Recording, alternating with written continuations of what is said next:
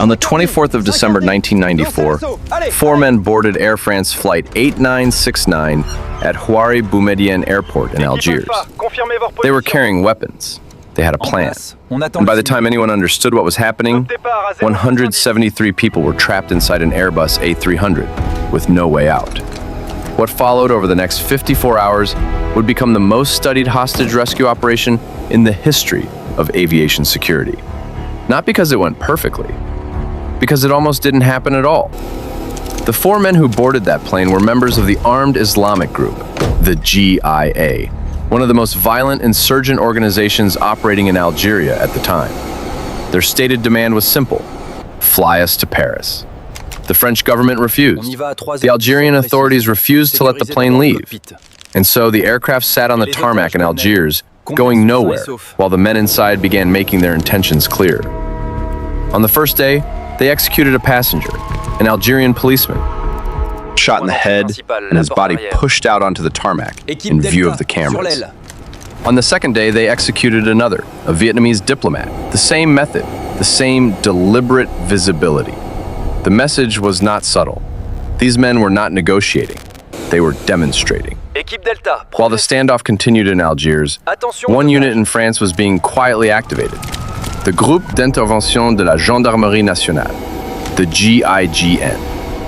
They had been created 19 years earlier, in 1974, in direct response to the Munich massacre of 1972, the attack on Israeli athletes at the Olympic Games that had exposed how unprepared Western nations were for hostage situations of this scale. France had built the GIGN specifically so that it would never be as unprepared as Munich. By 1994, the unit had completed more than 600 operations. It had freed more than 500 hostages. It had never lost one. That record was about to face its hardest test. On the 26th of December, after 48 hours of failed negotiations and 2 dead bodies on the tarmac, the Algerian government made a decision. They would allow the plane to leave. Not because they had agreed to the hijackers' demands, but because French intelligence had obtained information that changed everything. The hijackers were not planning to land in Paris. They were planning to crash the aircraft into the Eiffel Tower, fully fueled. A flying bomb over the center of one of the most populated cities in Europe. This was 1994, 7 years before September 11th. The concept had not yet been imagined by most of the world. The French government had about 12 hours to act before the plane reached Paris. The aircraft landed at Marseille Marignan Airport at 3:33 in the morning on the 26th of December. The GIGN was waiting. 87 operators had deployed to Marseille, but the assault team itself would be 30 men. Their commander was Denis Favier, 34 years old. He had one objective: get 170 people out of that aircraft alive. The problem was the aircraft itself. An Airbus A300 is not a building. It is a narrow metal tube with limited entry points, limited visibility, and 4 armed men who had spent 2 days preparing for exactly this moment. The standard rules of hostage rescue: control the environment, exhaust every negotiation option, move when conditions are optimal, were not available. The plane was fully fueled. If the hijackers detonated it on the ground, they would kill everyone aboard and potentially destroy the airport. Favier had a window. He had to use it. At 5:10 in the afternoon, the GIGN moved.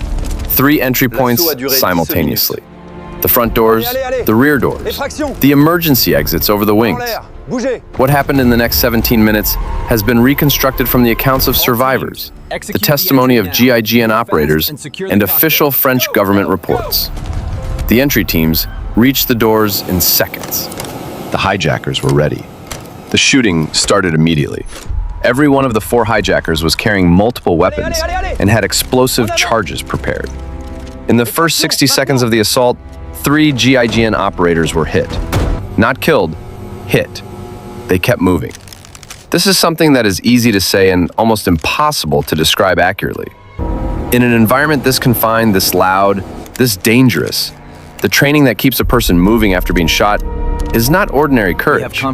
It is the result of thousands of hours of preparation for exactly this moment. The GIGN operators kept moving. The 4 hijackers were neutralized. All 4. 173 hostages were evacuated from the aircraft, all alive. 25 people were wounded in the assault, including 13 GIGN operators. None died. The operation was over in 17 minutes. 17 minutes. Think about what that number actually means. The GIGN had spent 2 days in Marseille preparing for this. They had studied the aircraft layout. They had rehearsed the entry sequences. They had planned for every variable they could identify. And then, in 17 minutes, they executed a plan that had no margin for error against 4 men who were prepared to die and take everyone with them. The intelligence about the Eiffel Tower was later confirmed by documents recovered from the hijackers. The plan had been real. The aircraft was fully fueled.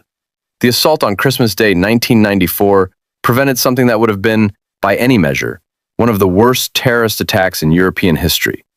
But it would have required someone to stop it. The GIGN stopped it. What made the GIGN capable of that? The answer is not simple, and anyone who gives you a simple answer is probably wrong. But the elements that show up consistently in every analysis of the unit are worth examining. The first is selection. GIGN selection is among the most demanding in Europe, not just physically, but psychologically. The unit specifically looks for operators who remain calm when conditions deteriorate, not soldiers who don't feel fear, soldiers who feel it and continue to function anyway. The second is integration. Unlike many special forces units that separate assault teams from negotiators, the GIGN trains its operators to do both. The men who went through the windows at Marseille were the same men who had been talking to the hijackers for 2 days.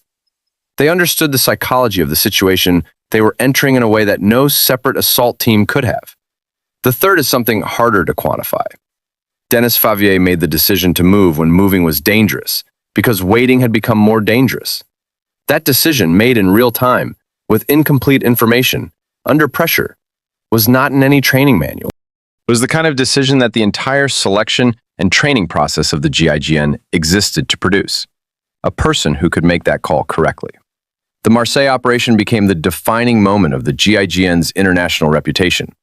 It was studied in military academies, replicated in training programs, used as the model for counter-terrorism aviation response protocols across multiple countries.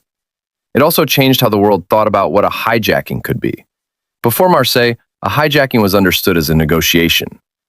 After Marseille, the scenario of an aircraft used as a weapon became part of the security planning of every major government. The GIGN had encountered it first and stopped it.